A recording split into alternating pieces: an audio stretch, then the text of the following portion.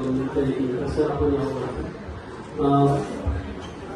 नमस्कार, सगळ्यांचे आभार मानतो. मी खूप छोटा आणि शेतकऱ्याचा मुलगा आहे. सगळे जसं आता सगळ्यांनी सांगितलं त्याप्रमाणे मी खूप छोट्याशा लहान कुटुंबातून इथं आलेलो आहे. आज मी मुंबईमध्ये सहाय्यक सरकारी वकील म्हणून 2018 पासून कार्यरत आहे.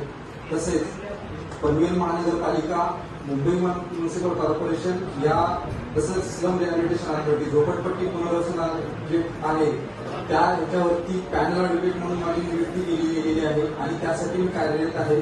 आपली वकील क्षेत्रात संदर्भात कुठलीही तक्रार किंवा कुठलंही काही काम असेल, सिव्हिल असेल, फौजदारी असेल, कुठल्याही पद्धतीचा असेल तर त्यासाठी मी आपल्याला माझ्याकडनं जी काय मदत होईल ती मी तुम्हाला मदत करू शकतो.